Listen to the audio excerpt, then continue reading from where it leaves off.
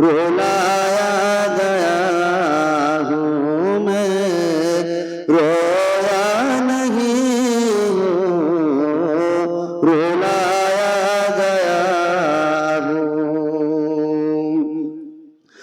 खुदा जाने कैसी है मेज़बानी, 72 की आंसू कहे बंद पानी।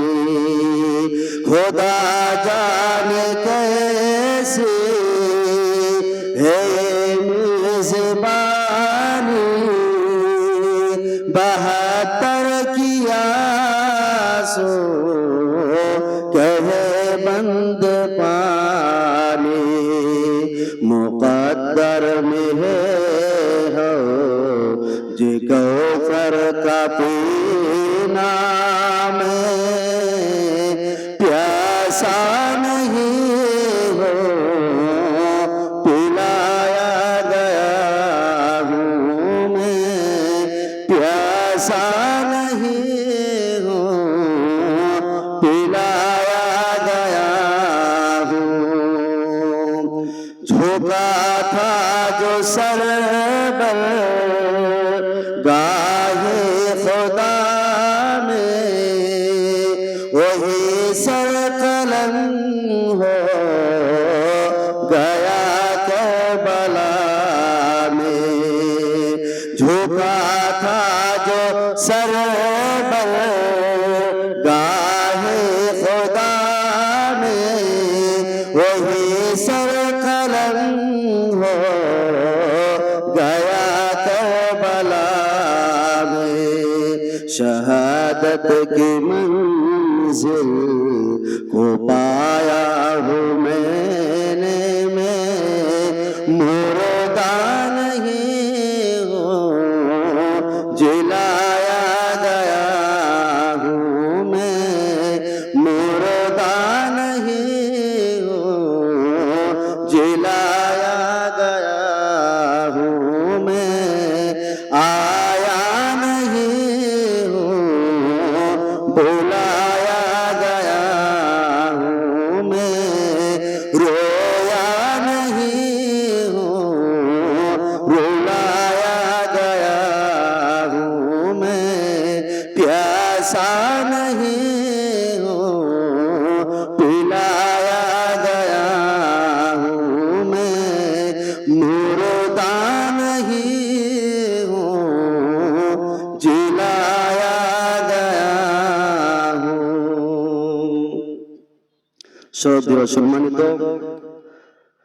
আজকের সভার সভাপতি সাহেব, মঞ্চে উপবিষ্ট উলামায়ে কেরামগণ, সামনে বসে থাকা বাপজানেরা আমার, ভাইয়েরা আমার, মজলিস থেকে একটু দূরেই অবলা সরলা সুশিক্ষিতা মা বোন ও ভগ্নীগণ, সর্বপ্রথমে আমরা সে মহান স্রষ্টার প্রশংসা করি যে মহান স্রষ্টা দয়ায় কৃপায় আজকে আমরা এই দিনই মাহফিলে আসতে পেরেছি, তা তিনার প্রশংসা করি। সকলে আমরা পড়ি আলহামদুলিল্লাহ। তারপরে পরে আমাদের নবী, বিপ্লবী সামাজিক নেতা, বিশ্ব শান্তির অগ্রনায়ক মুহাম্মদ সাল্লাল্লাহু আলাইহি ওয়াসাল্লাম, তিনার প্রতি দরুদ ও শান্তির ধারা অবতীর্ণ হোক। আল্লাহুম্মা আমিন, আল্লাহুম্মা সাল্লি আলাইহি, আল্লাহুম্মা বারিক আলাইহি। আজকে আমি আপনাদের সম্মুখে যে বিষয়টিকে নিয়ে আলোচনা করতে চাই তার নাম হচ্ছে ইসলামের আলোকে বৈধ রুজি। বৈধ রুজি এই বিষয়টি খুবই একটি গুরুত্বপূর্ণ বিষয়, কেননা আমরা পৃথিবীতে যতগুলো আল্লাহর ইবাদত করি, নামাজ থেকে শুরু করে নামাজ, রোজা, হজ, যাকাত, সবগুলো ইবাদত আল্লাহর কাছে গ্রহণযোগ্য হওয়ার অন্যতম শর্ত হচ্ছে রুজি বৈধ হওয়া।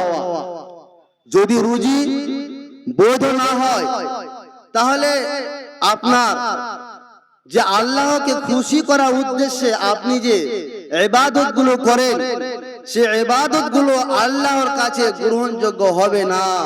সেজন্যই আল্লাহ রাব্বুল আলামিন পৃথিবীর মানুষদেরকে সবাইকে বৈধ রুজি ভক্ষণ করতে বলেন। আল্লাহ রাব্বুল আলামিন কুরআন মাজিদের মধ্যে বলেন, ইয়া আইয়ুহান নাসু কুলু মিম্মা ফিল আরদি হালালান তাইয়্যিবা। হে পৃথিবীর মানুষেরা শোনো, পৃথিবীর মধ্যে আমি তোমাদের যা বৈধ পবিত্র রুজি দিয়েছি তা হতে তোমরা ভক্ষণ করো। জেনে রেখো, যে সমস্ত মানুষেরা হারাম পন্থায় টাকা পয়সা উপার্জন করে, হারাম রুজি ভক্ষণ করে, তারা হচ্ছে শয়তানের ভাই। কাজেই এটা হচ্ছে শয়তানের কাজ। কাজেই ওয়ালা তাত্তাবিউ খুতুওয়াতিশ শাইতান। হে পৃথিবীর মানুষেরা, তোমরা শয়তানের পদঙ্গ অনুসরণ করো না। কেন? ইন্নাশ শাইতানা লাকুম আদুউম মুবিন। নিশ্চয় শয়তান মানুষের প্রকাশ্য শত্রু। এবার বলি, আল্লাহ রাব্বুল আলামিনের এটা হচ্ছে আদেশ যে তোমরা বৈধ রুজি ভক্ষণ করো, কিন্তু আমরা আল্লাহর আদেশকে অমান্য করে, অগ্রাহ্য করে, আমরা সেটাকে না মেনে আমরা শয়তানের কথা মতো চলি।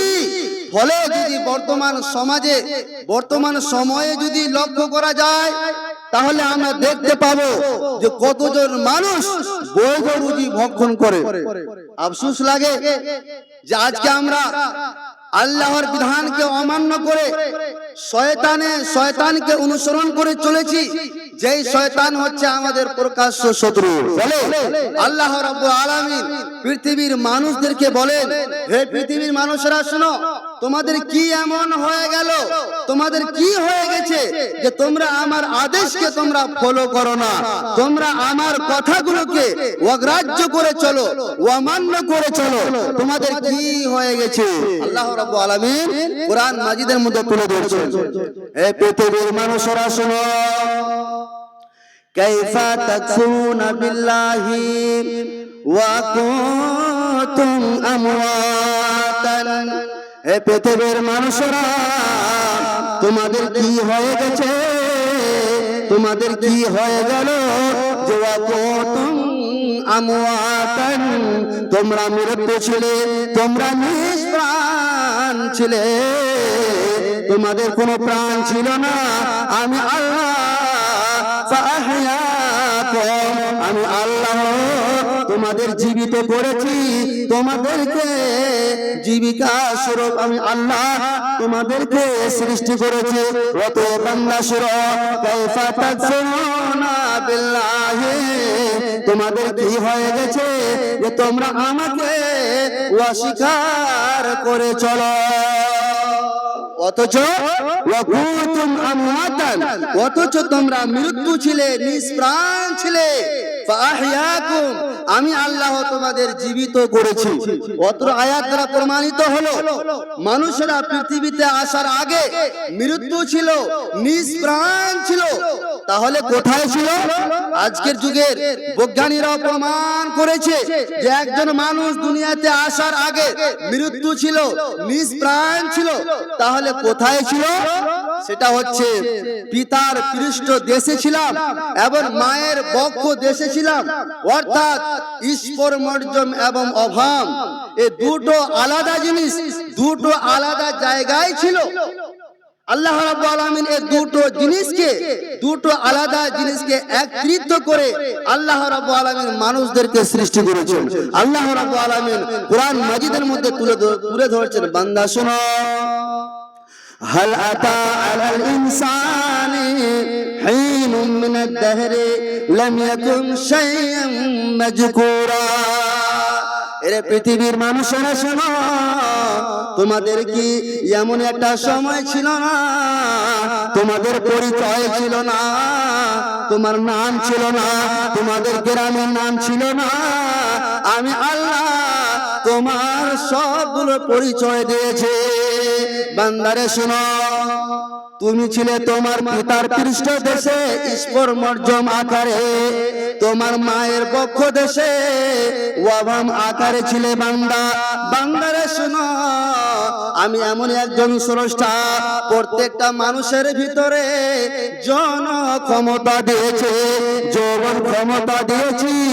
একটা মেয়ের ভিতরে জন ক্ষমতা দিয়েছি, একটা ছেলের ভিতরে জন ক্ষমতা দিয়েছে।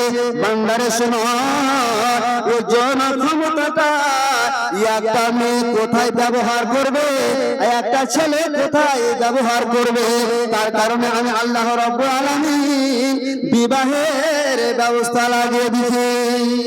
বান্দারে শোনো, আমি তোমার বাবার সঙ্গে তোমার মায়ের বিবাহের বন্ধনে আবদ্ধতে মিলিত করে দিলাম। তোমার বাবার সঙ্গে তোমার মায়ের বিবাহের বন্ধনে বেঁধে দিলাম। বান্দারে শোনো, তারপরে তোমার মায়ের মনটাকে বাড়িয়ে দিলাম তোমার বাবার দিকে, এবং তোমার বাবার যৌন ক্ষমতাটাকে বাড়িয়ে দিলাম তোমার মায়ের দিকে। বান্দারে শোনো, তোমাকে দুনিয়াতে নিয়ে আসবে বলে আমি আল্লাহ তোমার মা এবং বাবাকে এক অপরের ভালোবাসার মধ্যে এমন করে গেঁথে দিলাম, বান্দা দুইজনে এক অপরের জন্য পাগল হয়ে গেল। বান্দারে শোনো, তারপরে আমি আল্লাহ তোমার মা এবং তোমার বাবার মধ্যখানে একটা মিলন ঘটে দিলাম। সেই মিলনে আমি এমন একজন স্রষ্টা তোমার পিতার পৃষ্ঠ দেশ থেকে স্পর্ম অর্জন গুলো নিলাম, তোমার মায়ের বক্ষ দেশ থেকে ওয়াভাম গুলো নিলাম। আর নেওয়ার পরে বান্দা তোমার মায়ের জরায়ুতে আমি আল্লাহ রেখে দিলাম। বান্দারে শোন, ফাইন্না খালাকনাকুম মিন তুরাবিন সুম্মা মিন নুতফাতিন সুম্মা মিন আলাকাতিন সুম্মা মিন মুদগাতিন। বান্দারে শোনো, আমি এমন একজন স্রষ্টা তোমাদেরকে সৃষ্টি করেছি মাটির উপাদান দিয়ে। তারপর আমি কি করেছি, এই যে আঠালো জাতীয় পানিগুলোকে আমি তোমার মায়ের জরায়ুতে রেখে দিলাম। বান্দা রেখে দেওয়ার পরে বান্দা শোনো, সে আঠালো জাতীয় নুতফা আকারের জিনিসটাকে আমি আল্লাহ তারপরে সুম্মা মিন আলাকাতিন সেটাকে একটা রক্তের আকারে বানিয়ে দিলাম। বান্দারে শোন, সুম্মা মিন মুদগাতিন তারপরে সে রক্তের আকারটাকে আমি আল্লাহ একটা গোশতের টুকরো বানিয়ে দিলাম। দেখুন আল্লাহ রাব্বুল আলামিন তারপরে বলছে, বান্দা শোনো, আমার এখান থেকে কাজ শেষ হয় নাই। তারপরে আমি আল্লাহ কি করলাম, বান্দা শুনে নাও, ফাকাসাউনাল ইযামা লাহমা, যেখানে হাড়ের প্রয়োজন ছিল, যেখানে মাংসের প্রয়োজন ছিল, যেখানে হাড়ের প্রয়োজন ছিল সেখানে হাড় দিয়ে দিলাম। বান্দা যেখানে মাংসের প্রয়োজন ছিল সেখানে মাংস দিয়ে দিলাম। মাংস দেওয়ার পরে আমি আল্লাহ তোমাকে বানালাম। বানিয়ে দেওয়ার পরে বান্দা তোমার মায়ের পেটের ভিতরে এমন একটা জায়গাতে রেখে দিলাম। বান্দা আমি ইচ্ছা করলে তোমাকে দুনিয়াতে নিয়ে আসতে পারতাম, আর যদি তোমাকে দুনিয়াতে আমি নিয়ে আসতাম সে সময়, তাহলে করোনা ভাইরাসের মতন অনেকগুলো ভাইরাস দুনিয়াতে চলাফেরা করে, এবং তুমি দুনিয়াতে আসার ফলে সেই ভাইরাসে আক্রান্ত হয়ে যেতে বান্দা। কিন্তু আমি এমন একজন স্রষ্টা, আমি তোমাকে এমন একটা জায়গায় রেখে দিলাম, ফি করারিন মাকিন, এমন একটা সুরক্ষিত জায়গা, এমন একটা ইন্টেনসিভ কেয়ার ইউনিট যাকে বলা হয়েছে, অর্থাৎ এমন একটা সুরক্ষিত জায়গা যেখানে কোনো জার্ম, যেখানে কোনো অসুখ পৌঁছাতে পারবে না। বলুন সুবহানাল্লাহ। তাহলে সেখানে আল্লাহ রাব্বুল আলামিন বানানোর পরে রেখে দিলেন। এবার আল্লাহ বলছে, বান্দা শোনো, যখন তোমাকে তোমার মায়ের পেটের ভিতরে সুরক্ষিত জায়গায় আমি রেখে দিলাম, সেইখানে তোমার খাবারের প্রয়োজন হলো। সেই খাবারটা পৃথিবীর কোন ডাক্তার, কবিরাজ, কোন ইঞ্জিনিয়ারের, কোন শিক্ষকের ক্ষমতা হয় নাই সেই খাবারটাকে বানানোর। কিন্তু আমি আল্লাহ তোমাকে যেহেতু সৃষ্টি করেছে, তোমার মায়ের পেটে আমি সুরক্ষিত জায়গায় যেহেতু রেখেছি, বান্দা তোমার খাবারের প্রয়োজন হলো, তাই আমি আল্লাহ সে খাবারটাকে তৈরি করার জন্য আমি কি করলাম, তোমার মায়ের মাসে মাসে যে অসুখটা হতো, মিন্স নামে যে অসুখটা হতো, সে অসুখটাকে আমি আল্লাহ বন্ধ করে দিয়ে তোমার মায়ের নাভিকে তোমার নাভির সাথে তারের মতো সংযোগ করে দিয়ে সে নাপাক রক্তটাকে আমি আল্লাহ তোমার আহারের ব্যবস্থা করে দিয়েছি। জি, আল্লাহ বলছে বান্দা সে রুজিটা কে দিয়েছিল বল, সে রুজিটা দিয়েছিলাম আমি। বান্দা শুনো, নবী সাল্লাল্লাহু আলাইহি সাল্লাম একটা হাদিসের মধ্যে বলেন যে বর্তমান সময়ে মানুষেরা এই যে অবৈধ রুজি ইনকাম করে, অবৈধ টাকা পয়সা আয় করে, হারাম যে রুজি ভক্ষণ করে, জি এবং হারাম রুজি ভক্ষণ করার জন্য প্রতিযোগিতা করে, মানুষের ভিতরে যদি এই হাদিসটা যদি জানা থাকতো তাহলে আমার মনে হতো না যে তারা এই হারাম রুজিতে যাবে। সেটা কি জেনে রাখুন, আপনি দুনিয়ার ধন সম্পদ অর্জন করার জন্য যতই প্রতিযোগিতা করুন, নবীজির হাদিস কাতাবাল্লাহু মাকাদিরাল খালাইকি ক্বাবলা আন ইয়াখলুকাস সামাওয়াতি ওয়াল আরজি বি50 আলফ সানা।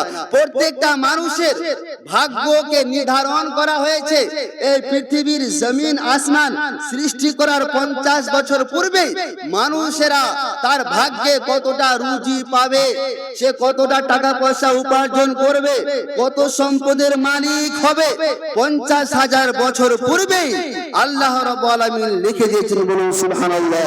তাহলে আমি আপনি হারাম পন্থায় টাকা পয়সা উপার্জন করতে যাব কেন?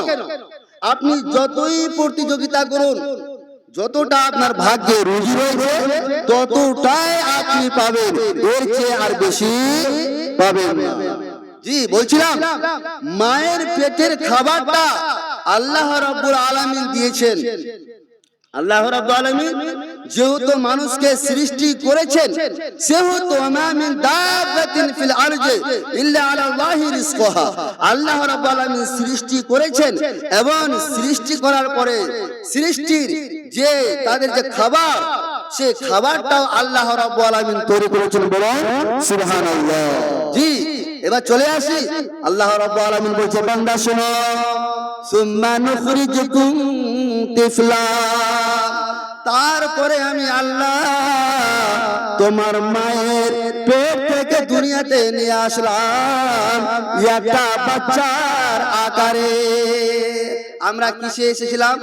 মায়ের পেট থেকে কোন ঘোড়া গাড়িতে এসেছিলাম কি? জি না, মায়ের পেট থেকে স্বাভাবিক ভাবে যেভাবে দুনিয়ার মানুষেরা আসে ঠিক আমরাও এসেছিলাম, তো বাচ্চার আকারে আমরা দুনিয়াতে এসেছিলাম। আল্লাহ রাব্বুল আলামিন কুরআন মাজিদের মধ্যে তারপরে বলছে বান্দা শোনো, ওয়াল্লাহু আখরাজাকুম মিন বুতুনি উম্মাহাতিকুম লা তা'লামুনা শাইআ। আমি এমন একজন স্রষ্টা, তোমাকে যখন তোমার মায়ের পেট থেকে দুনিয়াতে নিয়ে আসলাম বান্দা, সে সময়ে লা তা'লামুনা শাইআ, বান্দারে সে সময়ে তোমরা কোন জিনিস জানছিলে না। জি আমাদের কোন জিনিস জানা ছিল? যখন আমরা মায়ের পেট থেকে আসি কিছু জিনিস জানতাম না, শুধু আমরা কি করতাম, ট্যা ট্যা প্যা প্যা করে শুধু এই আওয়াজটা আমরা করতাম। জি কিন্তু আল্লাহ রাব্বুল আলামিন দেখুন কেমন দয়াবান স্রষ্টা, কেমন দয়ালু স্রষ্টা। এবার আমাদেরকে দুনিয়াতে নিয়ে আসলেন, এবার আমরা খাবো আমরা কি? তার কারণে আল্লাহ রাব্বুল আলামিন আমাদের দুটো পথ দিয়েছেন, একটা হচ্ছে হারাম পথ, একটা হচ্ছে হালাল পথ। হালাল পথে যদি আপনি টাকা পয়সা উপার্জন করেন, আয় করেন, তাহলে এর লাভ কি? এবং হারাম পন্থায় যদি আপনি টাকা পয়সা উপার্জন করেন, আয় করেন, তাহলে এর ক্ষতিটা কোথায়? জি সে সম্পর্কে আল্লাহ রাব্বুল আলামিন কুরআন মাজিদের মধ্যে বলেছেন যে হে পৃথিবীর মানুষেরা শুনো, কুলু মিম্মা ফিল আরজি হালালান তাইয়্যিবা। আমি আল্লাহ রাব্বুল আলামিন পৃথিবীর মধ্যে যেগুলো বৈধ রুজি দিয়েছি, পবিত্র রুজি দিয়েছি, সেগুলো থেকে তোমরা কি করো? ভক্ষণ করো।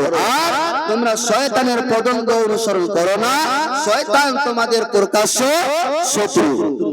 জি এটা আল্লাহ রাব্বুল আলামিন পৃথিবীর সমস্ত মানুষদেরকে বললেন।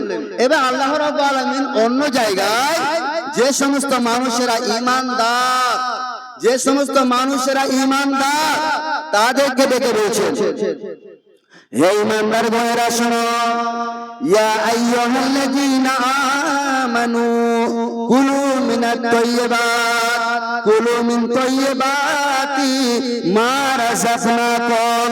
হে পৃথিবীর মানুষেরা, তোমাদের মধ্যে যে সমস্ত মানুষেরা ঈমানদার তাদেরকে আল্লাহ রাব্বুল আলামিন বলছেন কুলু মিন তাইয়্যিবাতি মা রাযাকনাকুম।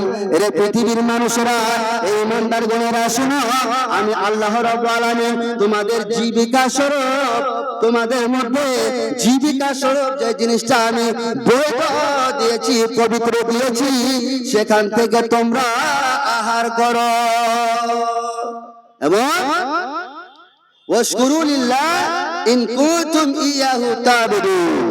সেগুলো তোমরা বৈধ রুজি ভক্ষণ করার পাশাপাশি তোমরা আল্লাহর শুকরিয়া আদায় করো, আল্লাহর কৃতজ্ঞতা প্রকাশ করো যে হে আল্লাহ রাব্বুল আলামিন, আমি তোমার দয়ায়, কৃপায়, অনুগ্রহে আজকে বৈধ রুজি ভক্ষণ করলাম। বলুন আলহামদুলিল্লাহ।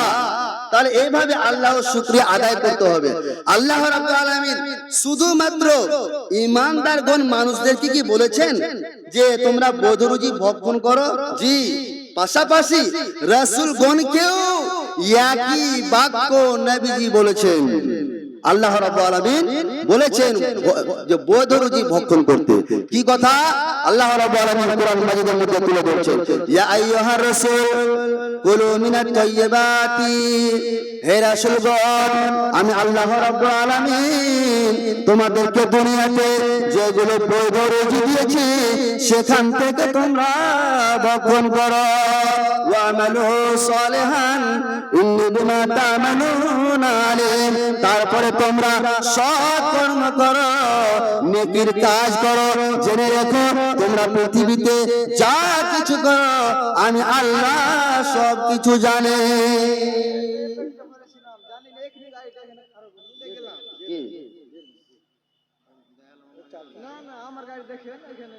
আচ্ছা, মাইকম্যান অবস্থা খুব খারাপ না, কিন্তু আওয়াজটা খুব টানছে। মাইকম্যান, আপনি আপনার মাইক ঠিক করেন। বড় সমস্যা, গলা করে দিতে শেষ করে দিতে। হ্যাঁ, মাইকম্যানদের উদ্দেশ্যে বলছি, আপনি মাইকটাকে ভালোভাবে ঠিক করেন। অবস্থা খুব খারাপ কিন্তু মাইকের।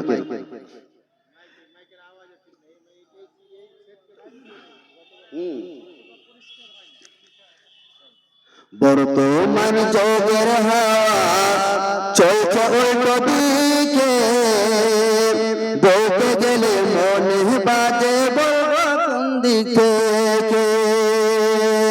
বর্তমান যোগের হাওয়া চলছে উল্টো দিকে, বলতে গেলে মনে বাজে বলবো কোন দিকে। রাস্তাঘাটে চলতে গিয়ে দেখি হাজার হাজার পুরুষ থাকে ঘরে বসে মা বোন করে বাজার। মেরা সপন সার, মেরা সপন সার, চশমা লাগাই চোখে। বর্তমান যুগের হাওয়া চলছে উল্টো দিকে, বলতে গেলে মনে বাজে বলবো কোন দিকে। স্ত্রী স্বামীকে বলে ও গো সোহেল খান্না, আমি গেলাম লোনের কিস্তি দিতে, তুমি করো রান্না। কিস্তি থেকে এসে যেন, কিস্তি থেকে এসে যেন না থাকি ভোগে।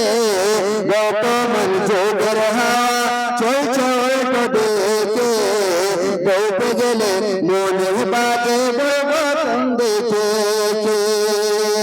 ভালো প্যান্ট কেটে কুটে লাগায় জোড়া তালি, নিজের বউকে মেনা বাইকের পিছে তোলে মডার্ন শালি। বউকে আর ভাল লাগে না, বউকে আর ভাল লাগে না, তাই শালিকে নিয়ে ঘরে।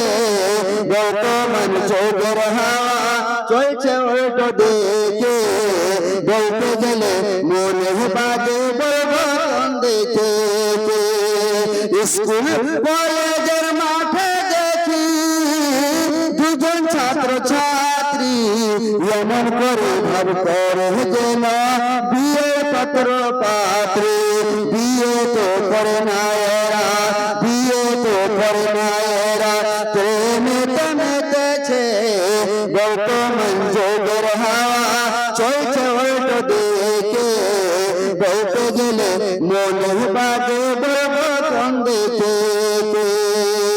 এখন তার বড় আবার চলছে উল্টা পাল্টা এখন তার বড় আবার চলছে উল্টা পাল্টা নিজের স্বামীর সাথে কয় না কথা বন্ধুর সাথে কথা বলে ঘন্টার ঘন্টা এসব দৃশ্য দেখে এসব দৃশ্য দেখে মাথা যায় ঘরে বর্তমান যুগের হাওয়া চলছে উল্টো দিকে বলতে গেলে মনে বাজে বলবন দেখে খুব ভারী লাগছে আপনি দেখেন কথা বলে দেখেন প্রচুর প্রচুর মানে না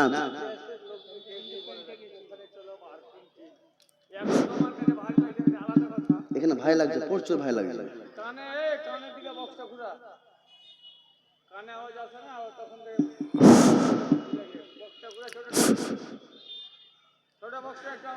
জি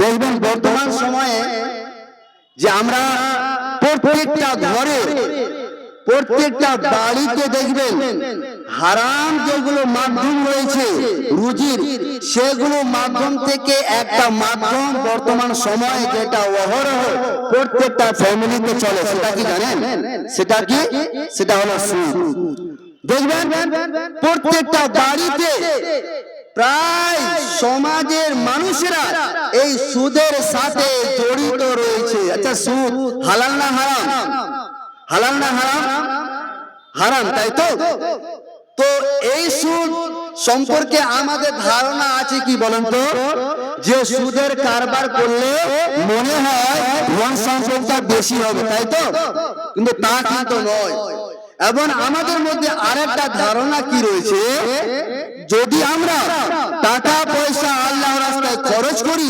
তাহলে আমাদের ধন সম্পদটা কমে যাবে তো এখানে চলে আসি যে সুদের কারবার করলে আপনার ক্ষতিটা কোথায় আল্লাহর রাস্তায় ব্যয় করলে আপনার লাভ কি আল্লাহ রাব্বুল আলামিন কুরআন মাজিদের মধ্যে তুলে ধরছেন ইয়ামহাকুল্লাহু রিবা ওয়া ইউরবিস সাদাকাত এই পৃথিবীর মানুষেরা শোনো সুদের ব্যবসা এমন একটা ব্যবসা তোমাদের মধ্যে যে সমস্ত মানুষেরা এই সুদের সাথে জড়িত হয়ে গেল এবং তাদের ধারণা সুদের কারবার করলে তাদের ধন সম্পদটা বেশি হবে জেনে রেখো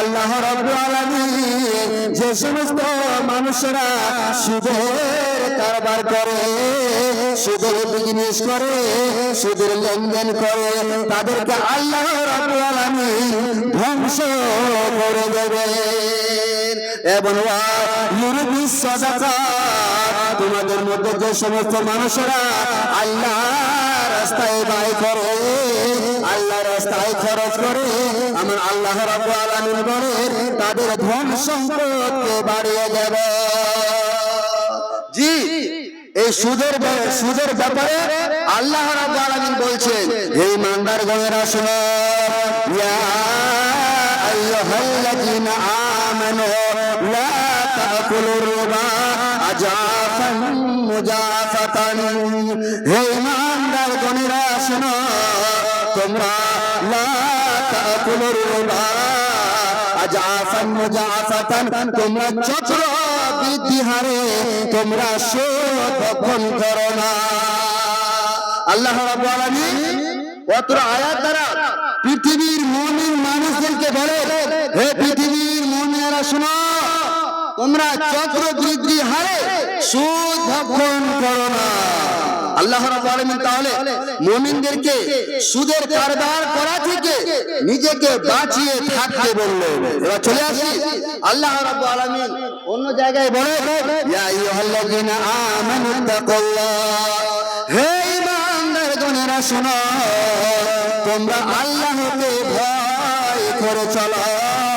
তোমরা এই বিষয়ে অর্থাৎ সুদের কারবারটা এমন একটা জঘন্য কাজ, এমন একটা পাপের কাজ, আমার আল্লাহ রাব্বুল আলামিন বলেন, এ ঈমানদারগণেরা শোনো, আমানু তাকুল্লাহ, তোমরা সুদের ব্যাপারে, তোমরা সুদের লেনদেন করার ব্যাপারে এই বিষয়ে তোমরা আল্লাহকে ভয় করে চলো।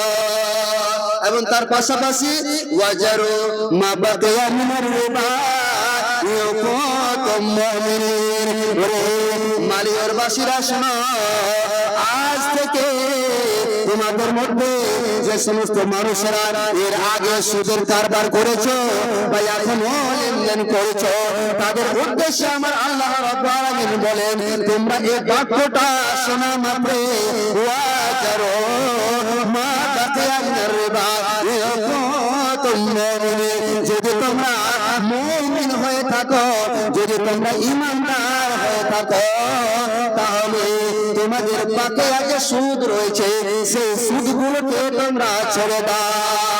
আচ্ছা বলুন দেখি, ইসলাম ধর্ম কতটা শান্তি ধর্ম যে সুদের মতো জঘন্য পাপের কাজ, এটাকে বলা হয়েছে ইসমুল কাবীর, জঘন্য পাপের কাজ, বড় পাপের কাজ সুদের মতো। কেন? সুদ যদি ব্যবসা লেনদেন যদি সমাজে থাকে, তাহলে সমাজের মানুষ উন্নতি হবে না ক্ষতিগ্রস্ত হবে? ক্ষতিগ্রস্তের মধ্যে যাবে। জি, ফলে সুদের ব্যবসা কতটা খারাপ। আজকে সমাজে যদি কোনো মানুষ একটা মেয়ের সঙ্গে জেনা করে, তো আমরা বিচার করি কি করি না? বিচার করি।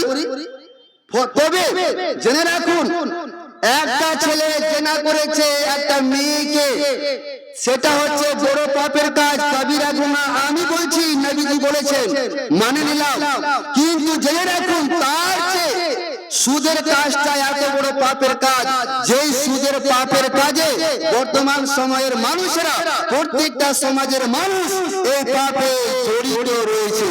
এই সুদটা কত পাপের কাজ দেখবেন, নবী সাল্লাল্লাহু আলাইহি ওয়াসাল্লাম বলেছেন, দিরহামুর রিবা ইয়াকুলুহুর রাজুলু ওয়া হুয়া ইয়ালামু আশাদ্দা মিন সিত্তাতি ওয়া সালাসিনা জিনিয়াতান। ওরে আমার উম্মতিরা শোনো, যদি ব্যক্তি জেনে শুনে এক টাকা যদি সুদ যদি ভোগ করে না, তাহলে 36 বার জেনা করার চেয়ে সবচেয়ে কঠিন কাজ হলো, সবচেয়ে কঠিন পাপের কাজ হলো এই সুদের ব্যবসা করা। জি, 36 বার জেনা করে যে পাপটা হবে, তার চাইতে ভয়ঙ্কর পাপ, তার চাইতে কঠিন পাপ হলো কি? সুদের কারবার করা, সুদের লেনদেন করা। জি, সুদের লেনদেন আরো কত ভয়ানক জিনিস দেখবেন, নবী সাল্লাল্লাহু আলাইহি ওয়াসাল্লাম অন্য হাদিসের মধ্যে বলেন, আর রিবা সাবউনা রুবান। ওরে আমার উম্মতেরা শোনো, সুদ এমন একটা জঘন্য পাপের কাজ, সুদের মতো পাপের কাজ করে, এই সুদের পাপের কাজ করে 70টি গুনাহ হয়। সুদের মতো পাপের কাজ করে কতটি গুনাহ হয়? 70টা এর স্তর রয়েছে, 70টা গুনাহ হবে। সবচেয়ে ছোট গুনাহ হলো আইসারহা আইয়ান তাহার রাজুলু উম্মাহু। সবচেয়ে ছোট গুনাহ হলো নিজের মায়ের সঙ্গে জিনা করা। বলুন ইন্না লিল্লাহি ওয়া ইন্না ইলাইহি রাজিউন। আচ্ছা বলুন, তাহলে এই সুদের মতন পাপের কাজ আমরা কে করি না গো? কে করিনি? যেই পাপের কাজটা আপনাকে যদি বলা হয় আপনি আপনার নিজের মায়ের সঙ্গে জিনা করতে পারবেন, করবেন? আপনি করবেন, আমি করব, করব না মৌলভী সাহেব। তাহলে সুদ মনে খাচ্ছেন, সবচেয়ে ছোট পাপ বলা হয়েছে। আর রিবা সাবউনা হুবান আইসারুহা আইয়ানকা রাজুল উম্মাহু, সুদের মতন লেনদেন করলে, সুদের মতন জঘন্য পাপের কাজে লিপ্ত হলে এর পাপের মাধ্যমে 70টি স্তর রয়েছে, 70টি পাপ হবে। আর সবচেয়ে ছোট পাপ হলো কি? নিজের মাকে বিবাহ করা, নিজের মায়ের সঙ্গে জেনা করা, নিজের মায়ের সঙ্গে ব্যভিচার করা, এটা হলো সবচেয়ে ছোট পাপ। আচ্ছা, আপনারা করবেন আজ থেকে সুদের লেনদেন করবেন? একটু হাত তুলেন যে সুদের লেনদেন করবেন, একটু হাত তুলেন যে না আর করবো না। না থাকবে, না থাকবে, যাও। এই যে সুদের মতো জঘন্য পাপের কাজে আমরা আর ইনশাআল্লাহ যাব না। এবার আপনারা বলবেন মুফতি সাহেব, সুদ তো আমরা খাই না, বন্ধনের লোন আমরা নিই, আমাদেরকে কি পাপ হবে? প্রশ্ন হবে কি হবে না মুফতি সাহেব?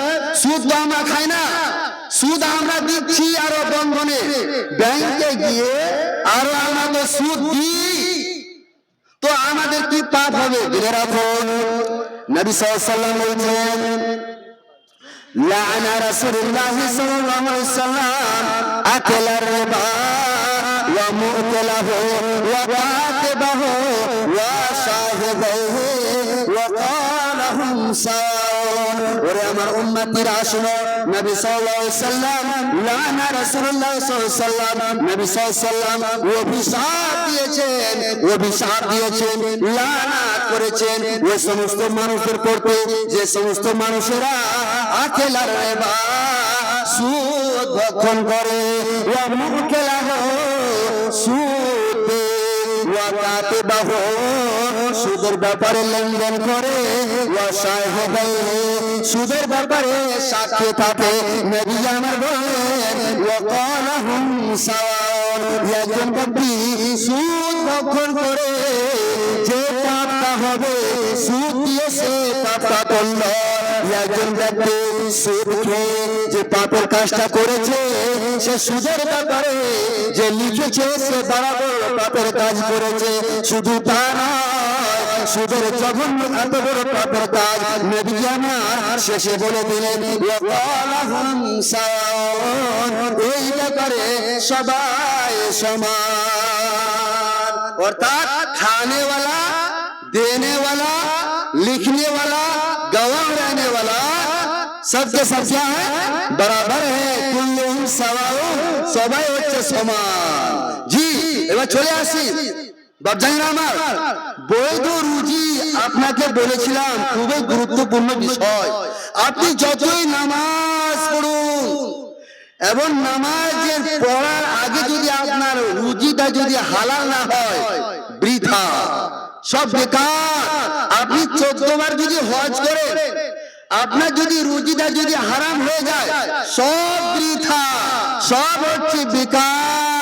দেখবেন নবী সাল্লাল্লাহু আলাইহি ওয়াসাল্লাম হাদিসে লিখে বলেন, ইন্নাল্লাহা তাইয়্যিব, নিশ্চয় আল্লাহ রাব্বুল আলামিন পবিত্র, লা ইয়াকবালু ইল্লা তাইয়্যিবান, আল্লাহ রাব্বুল আলামিন এমন একজন স্রষ্টা, পবিত্র ছাড়া কোন জিনিসে গ্রহণ করেন না।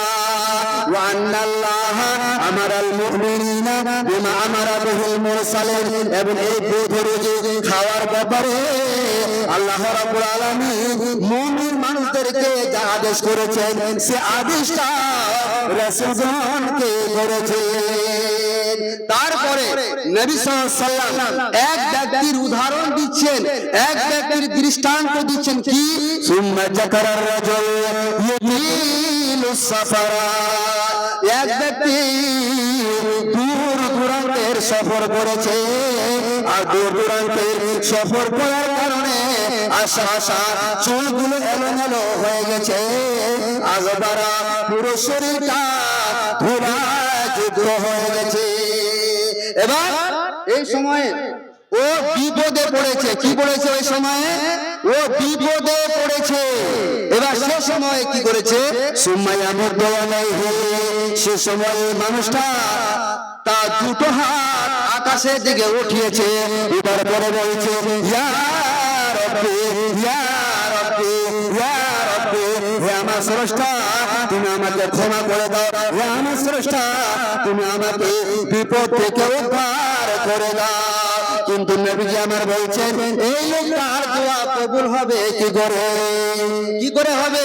মাতামুহু হারাম, এই লোকটা যে খাবারটা খায় সে খাবারটা হচ্ছে হারাম। ওয়া মাশরাবুহু হারাম, এই লোকটা যে জল পান করে সে জল পানীয়টাই হচ্ছে হারাম। ওয়া মালবাসুহু হারাম, এই লোকটা যে পোশাক পরে সে পোশাকটা হচ্ছে হারাম। ওয়া উজিয়া বিল হারাম, নবী আমার বললেন এই লোকটা যে উপার্জন করে টাকা পয়সা আয় করে উপার্জন করে এই উপার্জনের মাধ্যমটা হচ্ছে হারাম। ফাইন্নি ইস্তাজাবু লিজালিকা, নবী আমার বললেন ওরে আমার সাহাবীরা শোনো, এই লোকটা আল্লাহর কাছে প্রার্থনা কি করে কবুল হবে?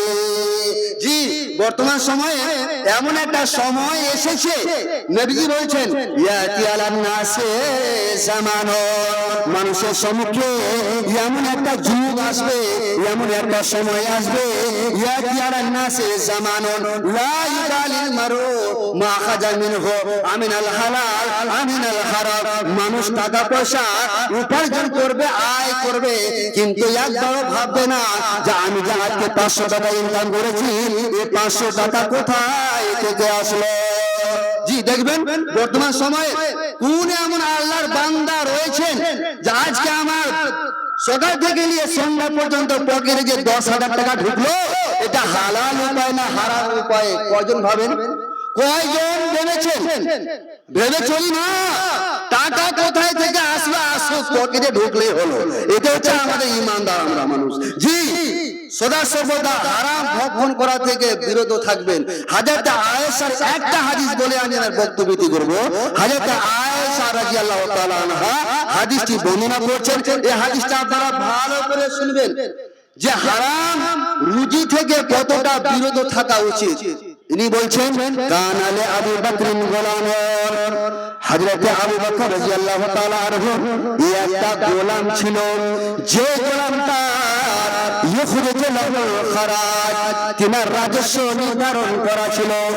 ওয়া কানা আবু বকর ইয়াকুলু মিন খরাজিহি, এবং হযরত আবু বকর সে গোলামের রাজস্ব থেকে খেতেন।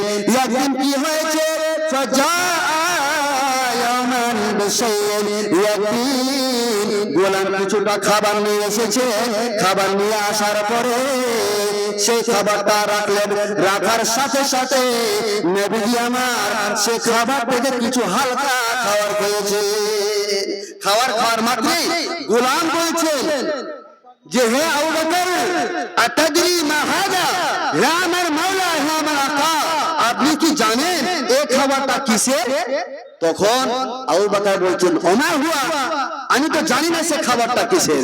তখন গোলাম বলছেন হে খলিফা আপনি শুনুন, কুনতু তাকাহান্তু লি ইনসানিন ফি জাহিলিয়াতি, জাহিলি যুগে অজ্ঞতার যুগে বর্বরতার যুগে আমি গণকি করতাম, এবং ওমা উহসিনুল কিহানাতা ইল্লা আন্নী খাদাতুহু, সে গণকি করাটা আমি ভালো উপায়ে করতাম না, মানুষদেরকে ধোঁকা দিতাম।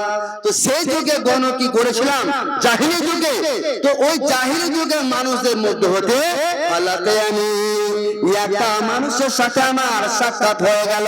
ফাআতানি হাজা, ওই লোকটা আমাকে খাবারটা দিলেন, ফলে এই খাবারটা আপনি খেয়েছেন। আহা, নবী সাল্লাল্লাহু আলাইহি ওয়াসাল্লাম দেখুন, নবী সাল্লাল্লাহু আলাইহি ওয়াসাল্লামের শ্বশুর মশাই হযরত আবু বকর রাদিয়াল্লাহু তাআলা আনহু প্রথম খলিফা, তিনাদের ঈমান কতটা জোর ছিল। হাদিসের ভাষায় এসেছে ফাদখালা আবু বকর ইয়াদাহু ফাকাআ কুল্লু শাইইন ফি বাতনিহি, হযরত আবু বকর সাথে সাথে তিনার হাতটাকে মুখে ঢুকালেন, আর ঢুকানোর পরে সে যা খেয়েছিলেন ফাকাআ কুল্লু শাইইন ফি বাতনিহি, পেট থেকে সবগুলোকে বমি করে দিলেন। বলুন সুবহানাল্লাহ। দেখুন ইমানদার মানুষ, ইমানদার মানুষ। হযরত আনাস বলছেন যে মাররা নবী সাল্লাল্লাহু আলাইহি ওয়াসাল্লাম বিতামরাতিন ফি তারিক, নবী সাল্লাল্লাহু আলাইহি ওয়াসাল্লাম রাস্তা দিয়ে হাঁটছেন, হাঁটতে হাঁটতে একটা খেজুরের পাশ দিয়ে চলে যাচ্ছেন। তখন খেজুরটাকে লক্ষ্য করে নবীজি বলছেন, লাউলা আন্নী আখাফু আন তাকুনা মিনাস সাদাকাতি লা আকালতুহা। ওরে আমার সাহাবীরা শোনো শোনো, যদি আমার ভয় না হতো যে এটা সাদকার খেজুর হতে পারে, তাহলে আমি এই খেজুরটাকে খেয়ে ফেলতাম। কেন? সাদকার মাল নবী সাল্লাল্লাহু আলাইহি ওয়াসাল্লামের পরিবারের জন্য কি ছিল? হালাল না হারাম ছিল? হারাম ছিল। তো নবী সাল্লাল্লাহু আলাইহি ওয়াসাল্লাম বলেছেন, যদি ভয় না হতো যেটা সাদকা যদি খেজুর হয়ে যায়, তাহলে আমি হারাম খেয়ে নিলাম। তো ফলে যদি ভয় না থাকতো তাহলে আমি এই খেজুরটা কি করতাম? লা আকালতুহা, খেয়ে ফেলতাম। শেষ পর্যন্ত কি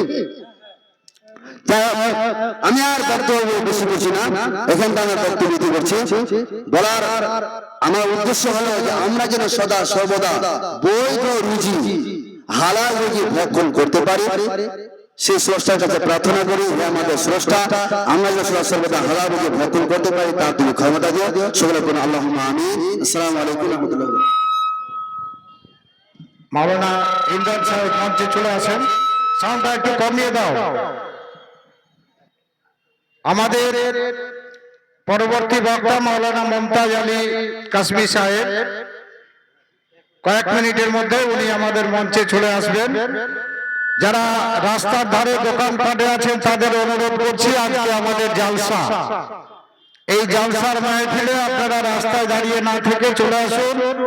মা বোনেরা সামনের প্যান্ডেলে আছে, আপনারা চলে আসুন। তার পেছনে যে প্যান্ডেল পশ্চিম দিকে, সেই প্যান্ডেল পুরুষদের প্যান্ডেল, এখানে চলে আসুন।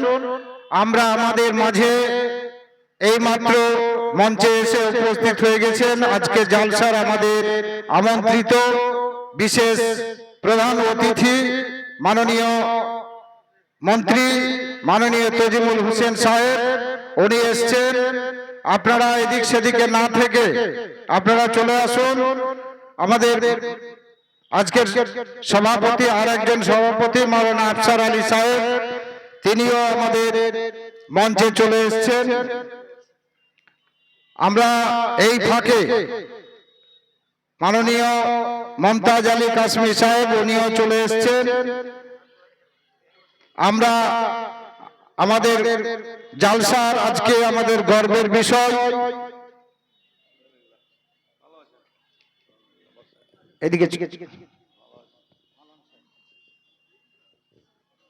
আমাদের গর্বের বিষয় যে আমরা পেয়েছি আমাদের সম্মানীয় রাজ্যের মন্ত্রী মাননীয় তজিমুল হোসেন মহাশয়কে। উনি ওনার মূল্যবান সময় নষ্ট করে এই মহতী জালসায় এসে উপস্থিত হয়েছেন। আমরা আমাদের জালসা কমিটির পক্ষ থেকে ওনাকে অশেষ অশেষ ধন্যবাদ জানাচ্ছি এবং